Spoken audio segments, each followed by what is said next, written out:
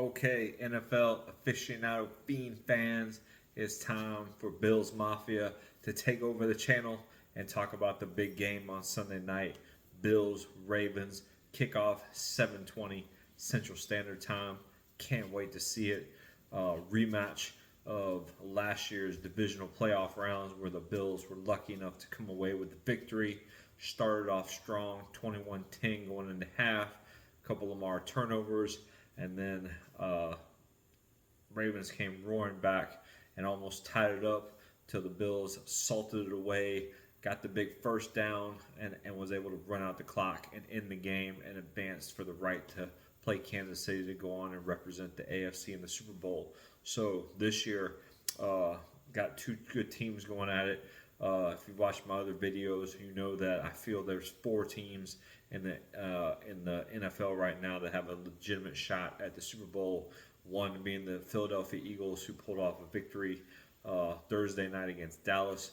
The Chiefs, who unfortunately lost. Well, fortunately for us Bills fans, but they lost Friday night against the Chargers, and then the Ravens and the Bills. So both teams going into this game relatively healthy. The biggest kick injury right now going on the Bills is basically Tyler Bass going on IR, going to miss the first 4 games of the season due to his groin and pelvic injuries. So we signed Matthew Prater, got elevated to the team today, and he'll be handling field goal duties, which could become a big deal because I think this is going to be a close game, come down to a last-second field goal. But for the other injuries, we have Benford, Coleman, Shakir, all big names, all important pieces of the offense and defense. They should all play, have no injury designations, going in good and strong. Elijah Moore did miss some time, but it was a personal matter. I question whether or not he'll be on the active roster for this game. I was surprised he actually made it with what little bit he showed in the preseason. And then the other one we have is Tre'Davious White. Again, supposed to be our starting number 2, but doubtful. Did not practice all week with his groin injury. Doubtful going into the game. Me personally, I say, hey, let him sit. Let some of these rookies we drafted, Jamarcus Ingram, Ingram wasn't a rookie, but let some of these younger players get some game experience. So when come January, when the games really count, they'll be ready to go. Dorian Strong as well may get some reps in there, but good thing Benford's going, so we'll go over there. On the Ravens side, 2 big people being out, Isaiah Likely being out, and then Patrick Ricard, their all-world, all-pro, just earth mover, 300-pound fullback will miss the game. And then they've got Jair Alexander, got some knee issues, but hey, what's new? He had those knee issues. That's why he's no longer in Green Bay, making that big money contract, and the Packers couldn't trade him away. And he had to sign a 1-year prove-it deal with the Ravens to show that he still is an elite cornerback in the NFL.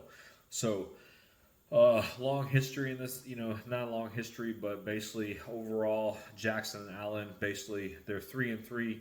Jackson holds the regular season edge at 3-1 over Allen, but Allen has the more important wins, going 2-0 in the playoffs against Jackson. Really, I think these quarterbacks are interchangeable. I think that Allen is probably the better passer, and Lamar's the better runner to me. But even Steven, as far as they have, Jackson got his Robin last year and Derrick Henry, and so did Allen. Allen picked Cook really took a step forward in the offense and became that Robin to Allen's Batman. So really excited about those. In fact, really the quarterback, running back are the 2 best offensive weapons on each one of these teams. If you, going further in the offensive lines, I got to give it to Buffalo. I think they have a top 3 offensive line this year. All 5 starters returned. Got our bookend left tackles, and then the center, moving over. Really solidified that spot. Siren Sotorins, I think we're going to see another step up in his game, and then David Edwards, being, I would say, the weak link of the Bills, but hey, he's a solid NFL starter, so I really like the Bills and give them the edge on the offensive line. Wide receivers, again, I'll give the edge to the Bills. Coleman, Palmer, Shakir, Shavers, and Samuels. I like those over what the Ravens are bringing to the table. Zay Flowers, Bateman, Hopkins.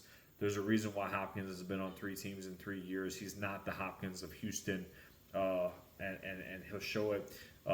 Bateman is probably, I would say, the most solid receiver in the Ravens bunch. He's turning into a phenomenal, solid number 2. Don't think he'll ever live up to that number 1 draft pick status he had. And then Zay Flowers, who also a number 1 pick, but really still more of a number 2 guy. Hasn't shown that he can be an elite number 1 receiver in this league yet. So moving on to the tight ends. If Isaiah Likely was playing, I'd give the edge to the Ravens on the tight ends, with being he's out for this game, and you just got the old man Mark Andrews, who has incredible chemistry with Lamar Jackson. But then on the Bills side, you got Dalton Kincaid, who I believe takes that step into elite tight end status this year as a pass-catching tight end. And then Dawson Knox is a solid number 2 tight end. So give the edge to the Bills on that aspect. Running backs, King Henry is the man, and there's no denying what he's done. Little concern though, 400 plus touches last year. And anybody who follows fantasy football knows that most running backs do not fare well in a season after they've had 400 touches. So King Henry is by far the best running back on the field, but I'll take Buffalo's 3-headed monster of James Cook, Ray Davis, and Ty Johnson over what the Ravens have with their King Henry and then their 2 little speed backs in the backfield. So offensively, I kind of give all the edge to Buffalo in this game. Quarterbacks, even Steven, receivers, Buffalo, tight ends, Buffalo, offensive line, Buffalo, and then tight ends, Buffalo. So really, I check all the boxes for the Bills on the offensive side of the ball. Defensive side, basically, if you go defensive line, I think the Ravens have the better proven defensive line. Buffalo has a lot of talent, but we've got to see what they can do and see what they can put together. Rousseau got his contract, but he needs to go from good to great. Bosa, we know what he is if he stays healthy. Ed Oliver, this is not his game. He's a pass rushing D tackle, get up the field, get after it. Stopping the run is not his strong suit. And then Daquan Jones, we've just seen him slide back ever since he had that pectoral injury back in 2023. Just hasn't come back and been the same player. And then you got the 2 rookies going with T.J. Sanders and Deion Walker. Sanders I really like, but he kind of plays he plays an Ed Oliver spot. And then basically Deion Walker, again, not a true D1 technique tackle, but he's big, he's massive. So, hey, let's see if we can get up the backfield and really, slow down King Henry and get after Lamar. So, okay, D-line, give it to the Ravens, but the Bills could definitely have even Steven on that aspect. Ravens got solid D players. They got some good players on that line. Linebackers, Roquan Smith is just a different animal. I mean, I think he's the best linebacker on the field. But overall, I'll take the Bills, Dorian Williams, Matt Milano, and Terrell Bernard over whatever the Ravens have left. I am curious about that second-round pick they have of Mike Green. That dude's got some bend to him. There's a reason, he has the talent to be a first-round pick. Probably would have been in the top 10 had he not had all the character issues he had. But now, hey, he's here. Hey, let's see what he does. So, again, going back to my deal, like the Bills' overall linebacking core more than the Ravens. But the Ravens have the best linebacker of the 2 teams. So, moving on to the secondary and cornerbacks, really, I think you kind of got the same thing where, hey, you've got 2 all-world slot defenders in Taron Johnson and Marlon Humphrey for the Ravens. Taron Johnson, of course, is our slot guy. Benford, I think, is going to prove to everybody he's a top 5 guy this year, especially after he got that big contract extension, and he really wants to prove something after he got knocked out of that Chiefs the AFC Championship game and prove how good he is and that he deserves to be up there with the elites. Wiggins, we'll see what he does. Had a good rookie, had a great rookie year last year for the Ravens. And then the number 2 slot, I think it's a question on both sides. The Ravens are hoping that Jareer Alexander can step in and be that number 2 guy, but the question is, can he stay healthy? Can he keep with it? Because he obviously couldn't do that with the Packers. And then Buffalo, Tre'Davious White most likely won't play, still listed as doubtful, but you're looking at either Jamarcus Ingram or you're looking at Dorian Strong being there. We'll have to see what they can do. Dorian Strong was a good, strong press cover corner. Ingram made some plays. He's been with the Bills, I think, for about 3 or 4 years now. So we'll see if he can step in and kind of be that next secondary guy that McDermott brings up. Safety-wise, I think the best safety on the field is Kyle Hamilton. They did pick up Malik Starks, the Ravens did in the draft, but again, he's a rookie. You don't really know what you're getting out of him. And then the Bills, kind of the same situation. We've got Taylor Rapp, who I think is good, not in the class of Kyle Hamilton, but a good free safety. And then you got Cole Bishop, the second-round pick from last year, where sometimes the guy looks like a stud on the field. Other times, man, what are you doing? So we'll have to see. So if I had to pick, I would say, honestly, I'm going to call the cornerbacks a even split because again, your slots guys, boom, and then you got a good number one, and I think Buffalo's got the best number one cornerback. But then we'll kind of go and see from what that number two looks like. Because I would say I'd take Alexander over either one of the guys Buffalo is going to put in the 2 slot. And then the safeties, I'm going to go with the Ravens. I think Kyle Hamilton is just that good. And then Malik Starks, if he comes on, he'll do it. So cornerbacks, I give it an even split, 50-50. Safeties, I'll give it to the Ravens. But I'll be honest, overall, I'm going to kind of go with the Bills' overall secondary a little bit because they played a little bit to get longer together. Rapp's been there a while. Benford's been there a while. Ingram's been in the system a while. So you kind of got some continuity going there. And even Bishop, though he didn't play a whole lot, he did get reps. And he did look good in the AFC Championship game. And he was looking much better. So I think he knows that defense. He's rolling in there. Wild card is Jordan Hancock for the Bills. I think he's going to be a phenomenal player. He's popped in preseason. He's popped. So I think he could be a guy that could get one of those sneaky turnovers, kind of like Mike Green for the Ravens on their side. I think Jordan Hancock is that wild card for us that can kind of make a sneaky play and get to it. So overall, I'd have to say probably for me, Ravens defensively are a little bit better than the Bills. But hey, if the Bills produce on potential, I think that really the defense is an even split 50-50 going into this. So special teams, basically you've got Matthew Prater, been in the league for a while instead of Tyler Bass. And then on the other side, you've got for the Ravens a kicker who's a rookie, 6th-round pick, looks good in the preseason. So honestly, because the newness to the Bills guy and Prater and Luke being a rookie, I'll call that a 50-50 split. And then punters, the Bills punters have looked decent, so have the Ravens. Hopefully there's not too much punting going on in this game. We get some good offensive weapons going, and then we'll go from there. So so offense, I give it to the Bills all day. I think they're the better overall offensive team. And then basically defense, give it to the Ravens being a little bit better. Really, I think this game comes down to basically the Ravens offensive line against the Bills defensive line. The Ravens have a great center. They have a great tackle in Staley. And then they're going up against the Bills defensive line, who really playing the run has been their Achilles heel.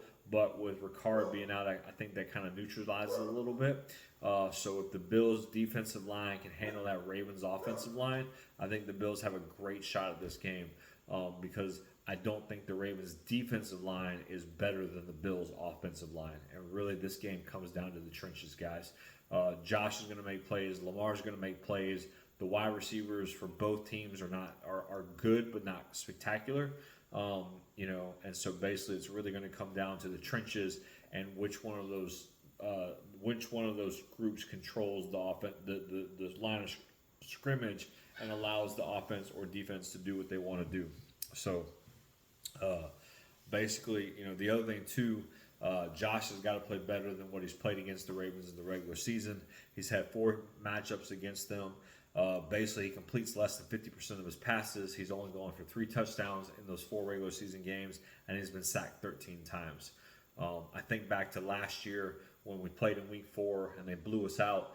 We went into first play from scrimmage for the Ravens. Boom, Derrick Henry goes 87 yards for a touchdown. Really kind of set the momentum, but we went into halftime 21-3. We came out, we got the ball, we went down and scored on them, and then we forced a 3-and-out. So third quarter, 8-9 minutes left to go. Basically, hey, we're marching down the field, and then Joe Brady has that brain freeze moment where he calls that ridiculous flea flicker play. And, Josh, it was a busted play. Josh tried to play hero ball, went back to launch it, and Kyle Van Noy knocked the ball out of his hands. And basically, hey, Ravens recovered, went straight down the field, made it 28-10, and that was the ball game. You could literally just see the air go out of the Bills after that. And but I believe the Bills were starting to build the momentum. And as much as everybody talks about the Ravens being a physical dominant team, I think the Bills answered that and then some. And even in the playoff game, they matched the physicality of the Ravens. I just think in the second half of that playoff game, they got a little conservative and started playing tight, and really these teams are really kind of the same.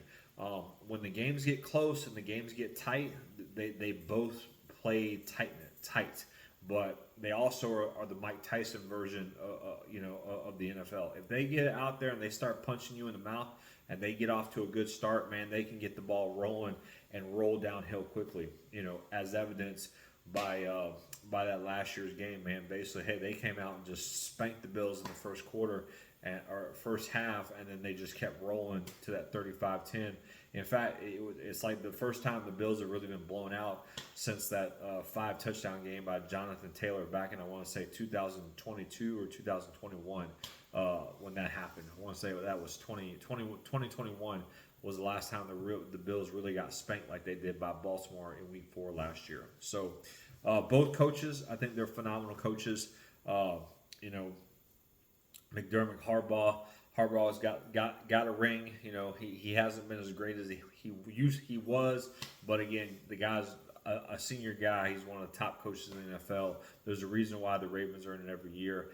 And what can you say about McDermott? I know he's tight.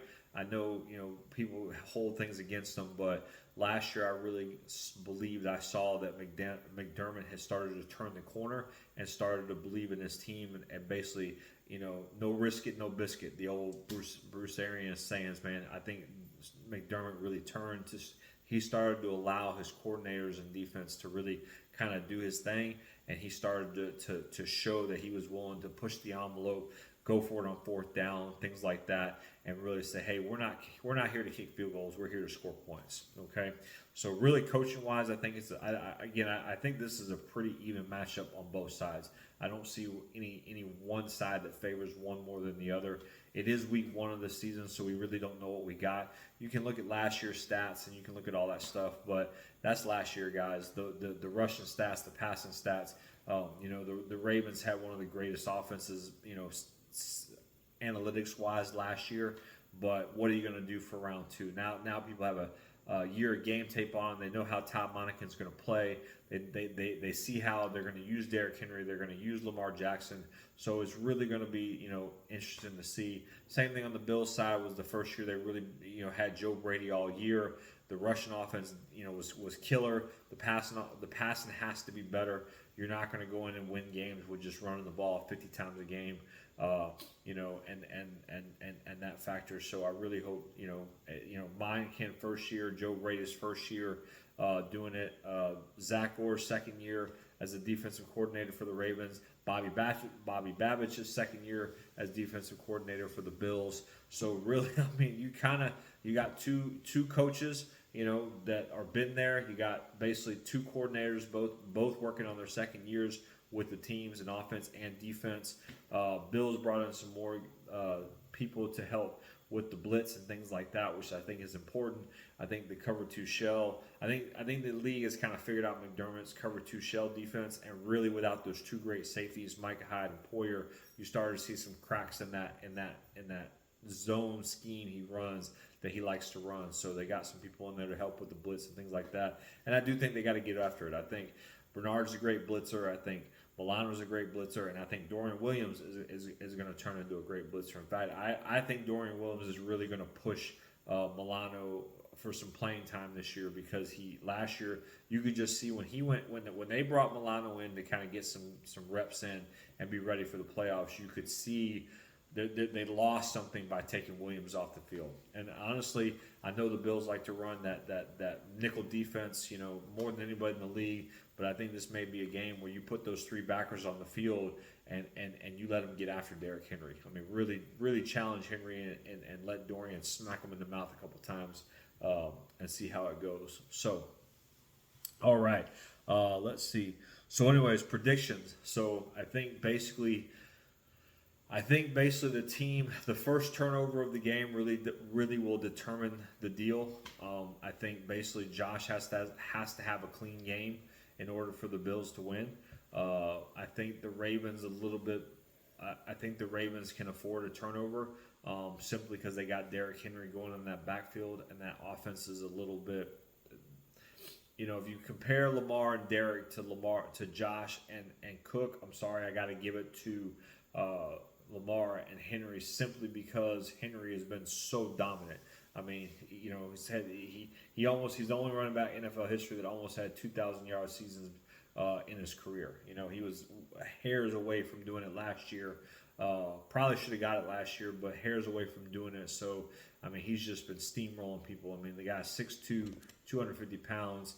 He outweighs our linebackers. He's a big dude. And Cook was his first real year where, hey, he was the guy. But even then, he only played, 45%, 49% of the snaps. He's really got to come out. In fact, if you notice, I got his number on right now. I got, this is the T-shirt jersey of James Cook. Wasn't sold yet enough to spend that $150 to buy his actual real jersey. But he earned the extension. He definitely popped last year. I mean, 18 touchdowns in the NFL is nothing to sneeze at. So I'm looking at somewhere between 20 to 25 touches for Cook, whether that's 15 rushing, 10 receptions, 18 rushing, but he's got to get the ball in his hands. And I wouldn't be surprised, too, if they kind of spread the offense a little bit and get Ray Davis and get James Cook out there in some space and let them create against those backers and stuff like that. Just don't drop Josh back and try to go to those receivers because the Ravens are going to put press coverage. The thing last year the Bills did not do well was they did not handle press coverage, sticky press man coverage well. Receivers couldn't get open, people couldn't get free, and it caused them some problems. So I think Coleman another year is we're really gonna see the development of Keon Coleman in this game. If he can beat sticky press man coverage, the Bills are gonna be in a great shot for this one. If he can't beat it, man, we're gonna have some troubles. So my prediction for the game, I'm gonna go 27-24. Bills win. The spread right now is 1.5 simply because it's in Buffalo.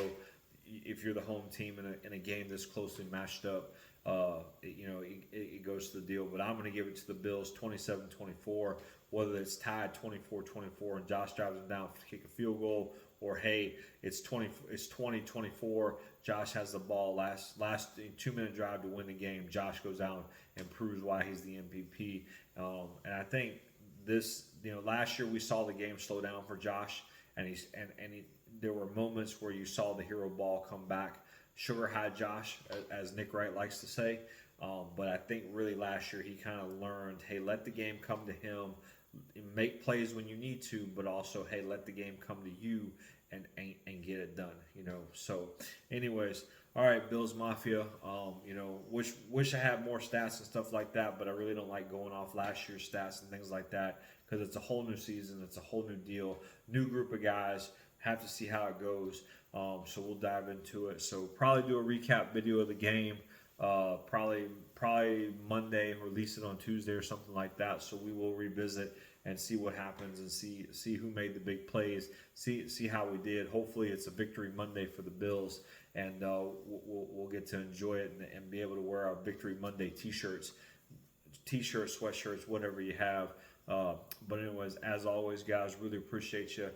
Give me your comments. Let me know what you think of the game, what you think of the thoughts. If you agree, disagree about my opinions of the offense, defense on the teams. And as always, guys, go Bills, and we'll talk again soon. Bye.